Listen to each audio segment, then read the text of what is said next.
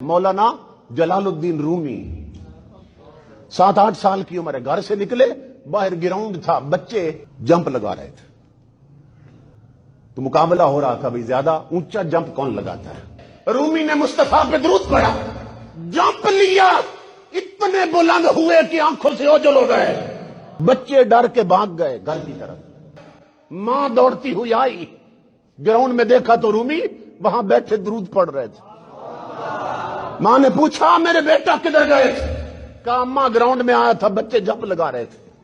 میں نے کہا حضور کے غلام ہو، ذرا ٹھیک کر کے لگا، پہلے آسمان تک تو جاؤ۔ تو بیٹا پھر کیا ہوا؟ کہا اماں انہوں نے کہا ہم سے نہیں لگتے، تو لگا۔ ماں نے کہا بیٹا پھر؟ کہا اماں پھر میں نے جمپ لیا۔ بیٹا پھر کیا ہوا؟ کہا ماں تیرے پلائے ہوئے مقدس دودھ کی قسم ہے، جب میں نے جمپ لیا پہلا آسمان پیچھے رہ گیا، میں آگے نکل گیا۔